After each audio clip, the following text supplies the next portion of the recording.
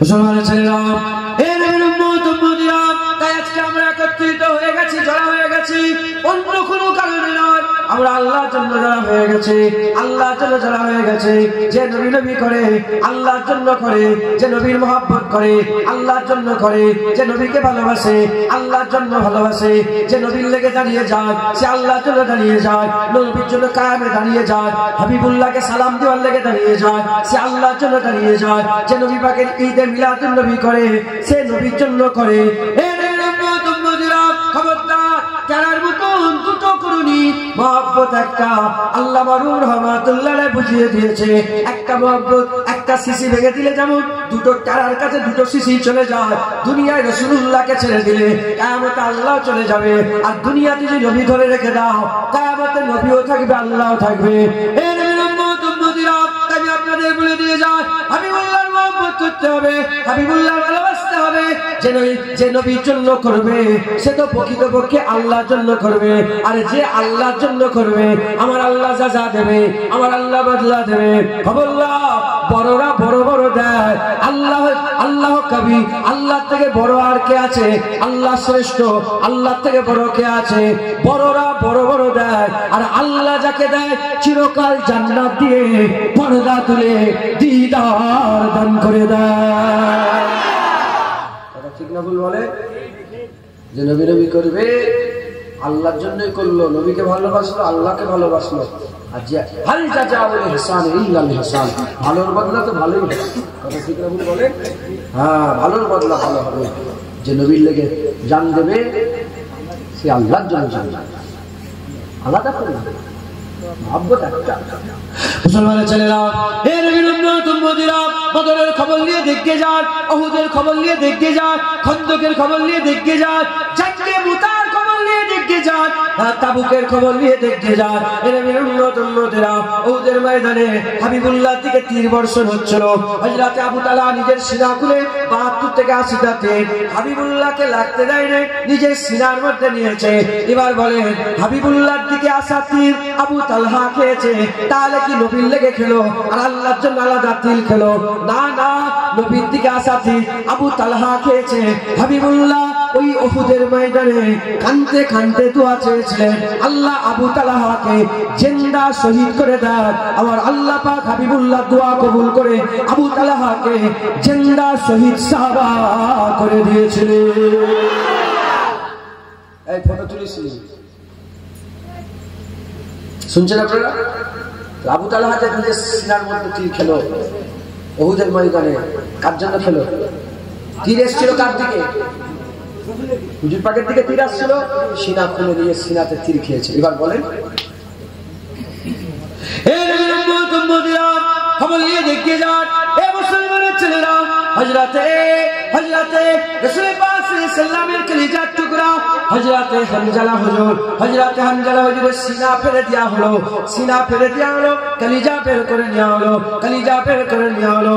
এ নবীর উম্মত উম্মতিরা, খবর নিয়ে দেখতে যান, হুজুরের সঙ্গে লড়াইয়ের ময়দানে গিয়েছিল, উহুদের ময়দানে শহীদ হয়ে গেল, উহুদের ময়দানে শহীদ হয়ে গেল। এই যে হানজালা হুজুরের সিনা খুলে গুরুদ কলিজা বের করা হলো, এ মুসলমান নবীর সাথে গিয়েছে, নবীর সাথে গিয়েছে। কার জন্য বের করা হলো? আল্লাহর জন্য বের করা হলো। নবীর সাথে গিয়েছে, নবীর চাচাজান নবীর মহব্বতে নবীর কাতারে শামিল হয়ে গেছে, নবীর বলাতে নবীর কাতারে শামিল হয়ে গেছে। নবীর জন্য জান দিয়ে দিল, যে নবীর জন্য জান দিল আল্লাহর জন্য জান দিয়ে দেওয়া হলো। এই নবীর উম্মত উম্মতিরা, মুসলমানের ছেলেরা, খুব খেয়াল করে শুনে রেখে দেন, হযরত আবু কাতাদাকে লক্ষ্য করে তীর মেরে দেওয়া হলো। ওই তীর এসে আবু কাতাদার চোখের মধ্যে লেগে গেল।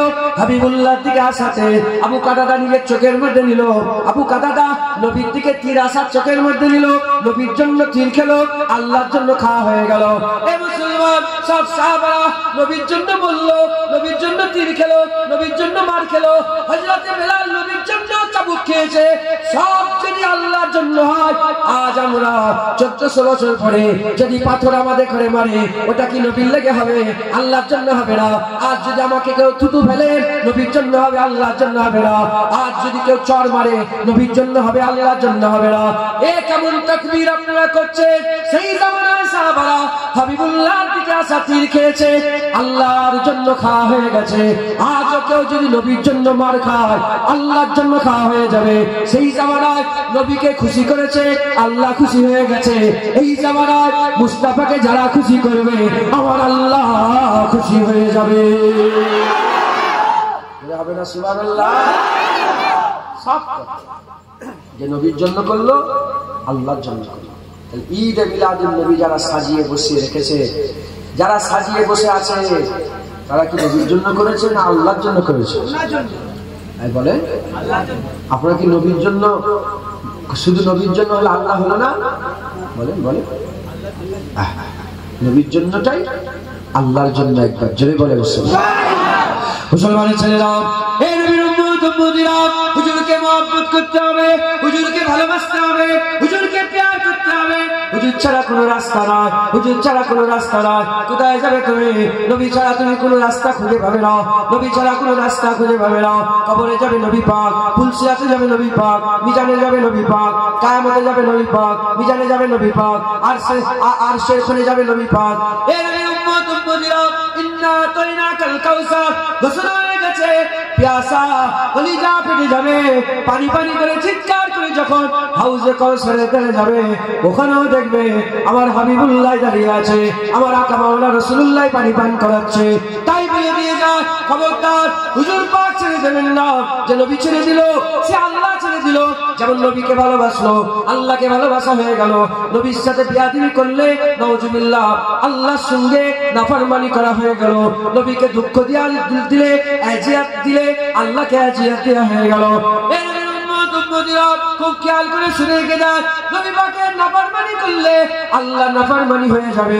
খবরদার খবরদার, হুজুরকে মহব্বত করেন, হুজুরকে ভালোবাসেন, হুজুরকে প্যার করেন, হুজুরকে মহব্বত ভালোবেসে নিজের জীবনকে সুন্দর করে গড়ে নেন। জেনে রেখে দেবেন, যে নবী পেয়ে গেল, সে তো আল্লাহ পেয়ে গেল। যে নবী পেয়ে গেল, সে আল্লাহ পেয়ে গেল। অতএব আপনারা সকলে হুজুর পাকের খেয়াল রাখবেন, হুজুর পাকের মহব্বত, হুজুর পাকের ভালোবাসা, হুজুর পাকের দিকে আমাদের সকলে খেয়াল রাখতে হবে। বলেন ইনশাআল্লাহ, ইনশাআল্লাহ। হুজুরের মহব্বত, আল্লাহর মহব্বত। হুজুরের জন্য মিলাদ করেছেন, এই আল্লাহর জন্য আমরা করেছি। যেমন মসজিদে গিয়ে সেজদা দিলে আল্লাহর জন্য দেওয়া হয়, আর এখানে দরুদ শরীফ পড়লেও আল্লাহর জন্য পড়ে। যেমন সেজদা দেওয়া ইবাদত, দরুদ পড়াও। মুসলমানের ছেলেরা, এই নবীর উম্মত-উম্মতিরা, হুজুরকে আমার আল্লাহ সবচেয়ে বড় করেছে। আল্লাহ হুজুরকে সবচেয়ে বড় সম্মান দিয়েছে, সবচেয়ে বড় রুতবা দিয়েছে, সবচেয়ে বড় হাইসিয়াত দিয়েছে। কেউ নেই আল্লাহর পরে নবীর দরজা, আর কেউ নেই আল্লাহর পরে নবীর দরজা। কে আছে আল্লাহর পরে? কে আছে আল্লাহর পরে? আল্লাহর পরে রাসূলুল্লাহ, রাসূলুল্লাহর উপরে কে আছে? রাসূলুল্লাহর উপরেও কেউ নেই। রাসূলুল্লাহর উপরে হচ্ছে আল্লাহ, রাসূলুল্লাহর উপরে আল্লাহ, আল্লাহর পরে রাসূলুল্লাহ, রাসূলুল্লাহর উপরে আল্লাহ। এই নবীর উম্মত-উম্মতিরা যেমন কালেমা আল্লাহ লিখে দিয়েছে, লা ইলাহা ইল্লাল্লাহ মুহাম্মাদুর রাসূলুল্লাহ, আরবি ব্যাকরণ অনুযায়ী ওই লা ইলাহা ইল্লাল্লাহর পরে একটা অও হওয়ার দরকার ছিল, অও হওয়ার দরকার ছিল। আল্লাহ মালিক যা ইচ্ছা তাই করতে পারে। আল্লাহ ব্যাকরণের রুল আল্লাহ ভেঙে দিয়ে বলে, না সরিয়ে দাও। আল্লাহ রাসূলের মাঝখানে কোনো কিছুই থাকবে না, আল্লাহ রাসূলের মাঝখানে কোনো কিছু থাকবে না। যেমন আমার আল্লাহ কালেমা থেকে অও তুলে দিয়ে লা ইলাহা ইল্লাল্লাহ মুহাম্মাদুর রাসূলুল্লাহ করে দিয়েছে, ওই রকম দ্বারা হাবিবুল্লাহর উপরে আর আল্লাহর পরে ওখানে আর কোনো গ্যাপ নাই, ওখানে আর কিছুই নাই। আল্লাহর পরে হাবিবুল্লাহর দরজা, হাবিবুল্লাহর উপরে আল্লাহর মাকাম, হাবিবুল্লাহর উপরে আল্লাহ, আল্লাহর পরে সবচেয়ে বড় ইজ্জত রাসূলুল্লাহ, সবচেয়ে বড় দেখা। আল্লাহর পরে সবচেয়ে বেশি দেখতে পাই রাসূলুল্লাহ, আল্লাহর পরে সবচেয়ে বেশি শুনতে পাই রাসূলুল্লাহ, আল্লাহর পরে সবচেয়ে বেশি জ্ঞানী রাসূলুল্লাহ, আল্লাহর পরে সবচেয়ে বেশি জ্ঞান রাসূলুল্লাহ, আল্লাহর পরে সবচেয়ে বেশি বোঝে রাসূলুল্লাহ, আল্লাহর পরে সবচেয়ে বেশি রুতবা রাসূলুল্লাহ, আল্লাহর পরে সবচেয়ে বেশি মাকাম হাবিবুল্লাহর। একবার জোরে বলেন আল্লাহ খালেক, হুজুর মাখলুক। আল্লাহ স্রষ্টা, হুজুর সৃষ্টি। আল্লাহ স্রষ্টা, সৃষ্টিতে প্রথম রাসূলুল্লাহ। আল্লাহ প্রথম কি করেছে বলেন?